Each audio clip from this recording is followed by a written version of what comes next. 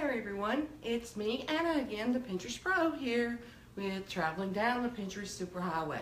And today I'm going to talk a little bit more about the Pinterest hacks, and I also have some breaking news as far as Pinterest is concerned. Seems like that's happening a lot lately with Pinterest, making a lot of changes. As you know, I have a company, Pinterest Pro Solutions, where I manage companies' Pinterest accounts for them. And I always tell people the great part about me is that I specialize in Pinterest, and with all the changes and different nuances of Pinterest, that's a good thing, and lately that's been a real good thing. And the change, I'll go ahead and talk about that, and then I'll talk a little bit about the Pinterest hacks that I was talking about on yesterday. And if you've joined me, I hope you have, and I hope you're going to hit the little buttons there and show me some love by hitting the hearts or either giving me a thumbs up or something, because it's always fun to watch those go by on the screen as I'm talking and so forth. You can also leave comments there too. Then if you are on Pinterest, you may have gotten an email where they were talking about with the promoted pins that beginning at the end of this month, on May the 30th, that they will have much stricter guidelines as far as the promoted pins are concerned.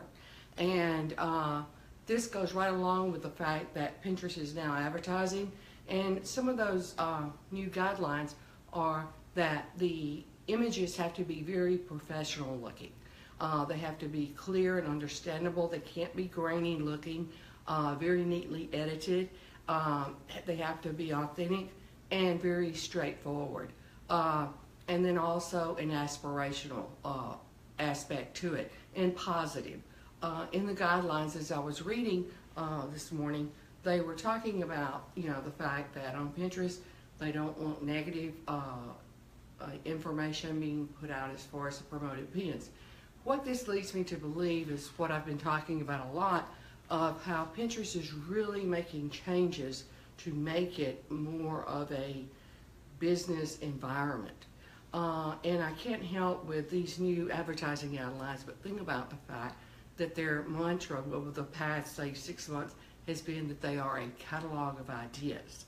Well, these guidelines for the promoted pins make me think, well, if they're doing that as far as the promoted pins are concerned, they're going to start giving more weight to accounts that are looking more professional and neater and so forth. And so not only will it be with the promoted pins, but I can't help but wonder in the search ranking if they will not give a higher ranking to the Pinterest accounts that have very professional looking boards. So that's something that I've talked about in some of my blogs as far as board covers are concerned, the showcase that they've made. So you might want to take a look at some of these and get more familiar with some of the things that I talked about there. And I'll put the link for my blog this week on there, and then you can maybe look at some of those other blogs. And of course, in my blog this week, what I've been talking about is Pinterest marketing hacks that if you're managing a Pinterest account or for your own Pinterest account that you could use. And I think I said to you yesterday, it really has a twofold purpose here. One is to help people that are managing their own accounts. The other is to help people that are thinking about hiring someone to manage their accounts for them. Think about the questions that you should ask that person, and exactly how they go about managing the account, and along with that, what are all the things that they will do.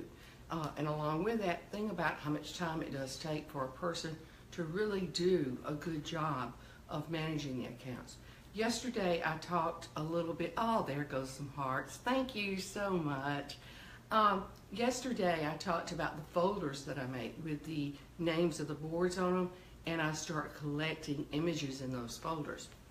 And sometimes I'll take an hour or say and just kind of research and look for images to put in those folders even, because I want to keep my inventory up.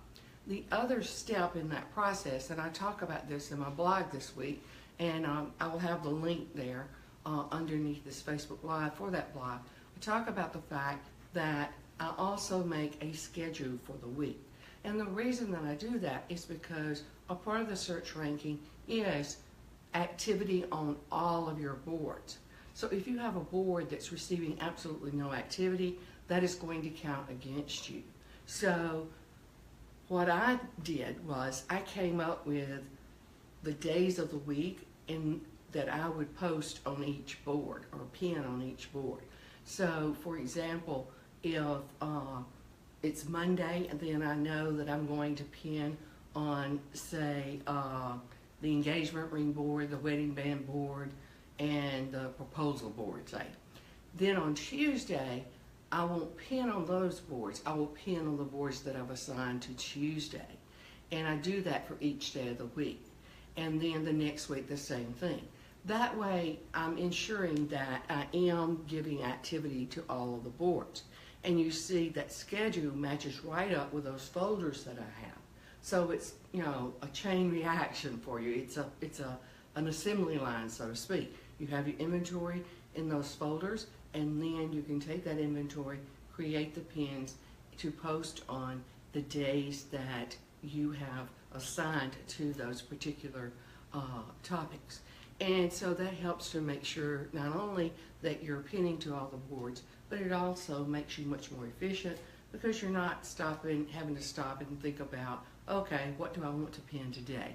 Or what do I want to schedule for that day? You know, some people say on Sunday, they will schedule the pins for the entire week that they want to go up on the boards. So in that scenario, it makes it a whole lot easier for you because you look at Monday, you find those pins, you do that, Tuesday, so forth and so on.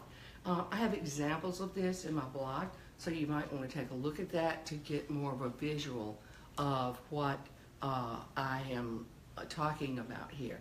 I'm trying to, you know, I got too many feet in the fire, but I'm trying to get it to where I can start doing some screen sharing.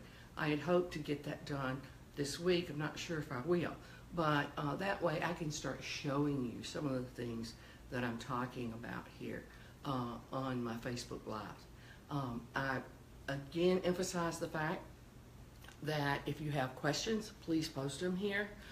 If you have suggestions for topics, please post those here because I would be glad to cover any questions that you have as far as Pinterest is concerned.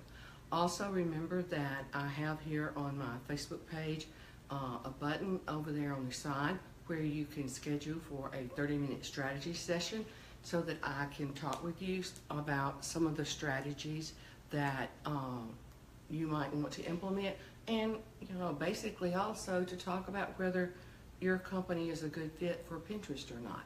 So, you know, keep those things in mind. And remember that Pinterest is images, and images drive emotions, and emotions drive sales.